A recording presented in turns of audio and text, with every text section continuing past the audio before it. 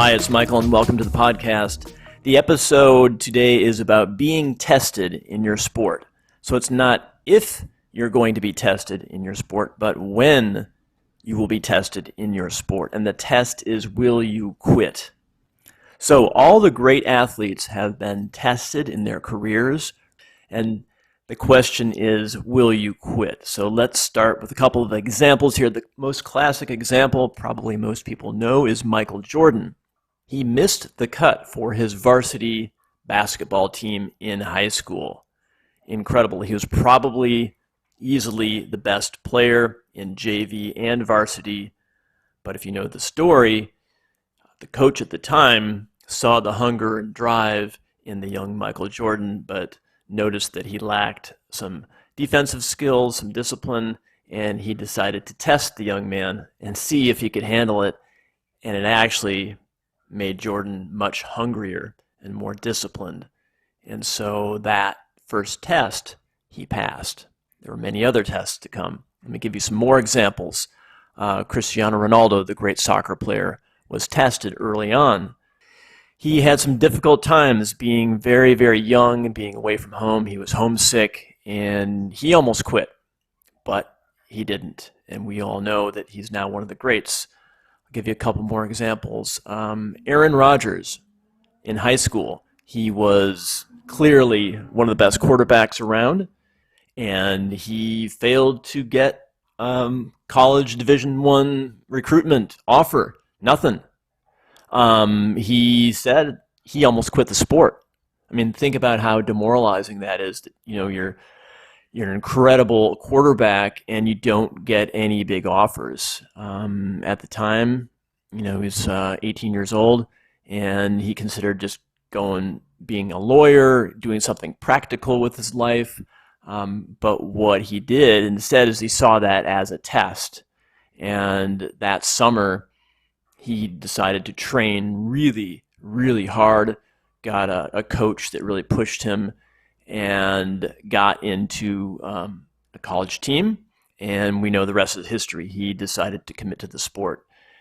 So that's just another example of one of the legends who you don't hear these stories. They were tested early on, and they almost quit, but they didn't. Let me give you a couple more examples.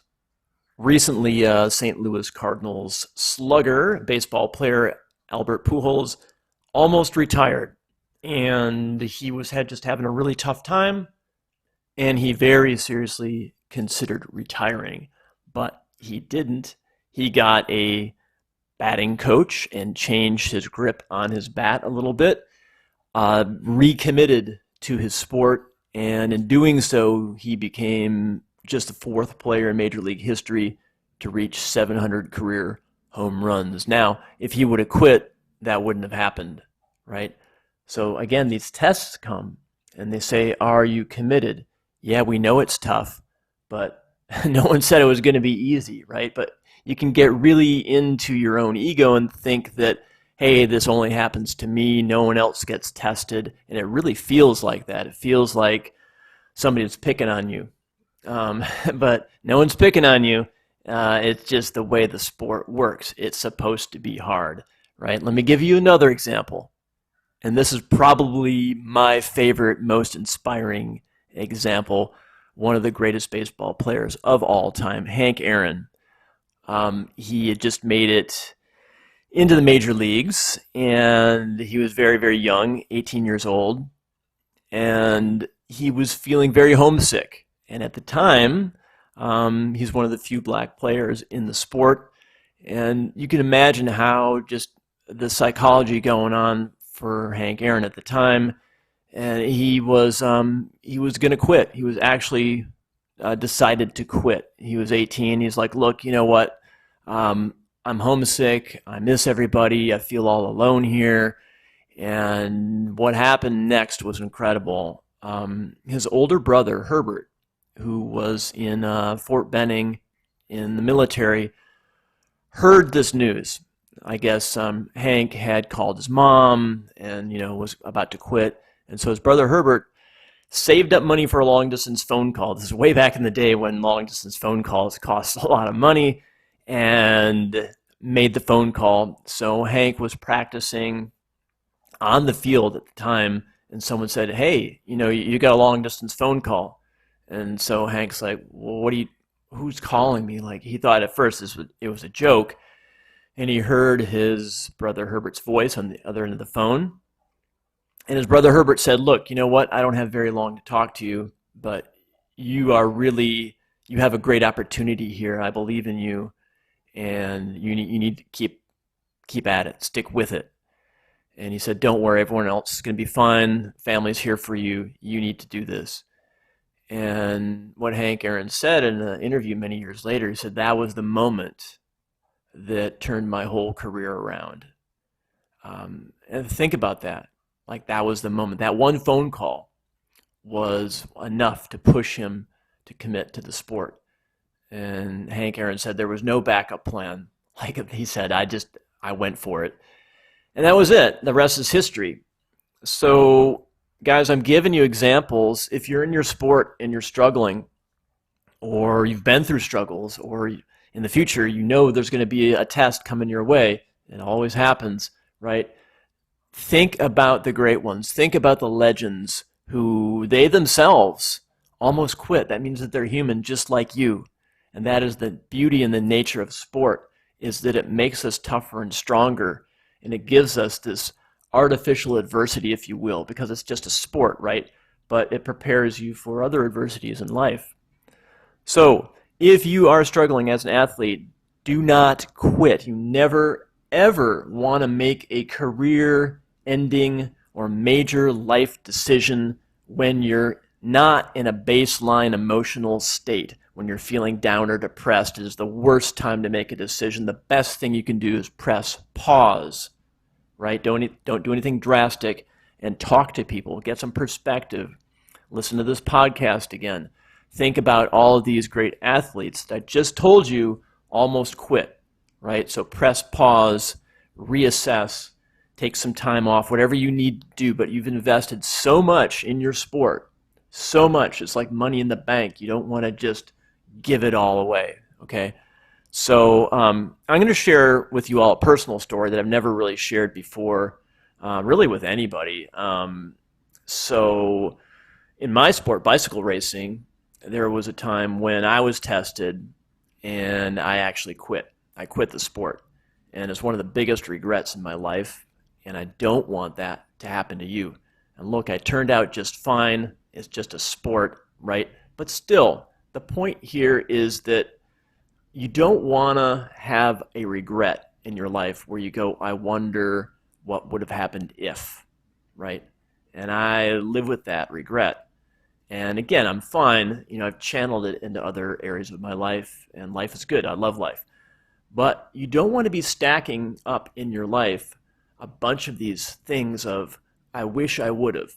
I wish I would have tried this. I wish I would have asked that person out. I wish I would have, went to that job interview," or whatever it is, the opportunities that the tests that come along the way.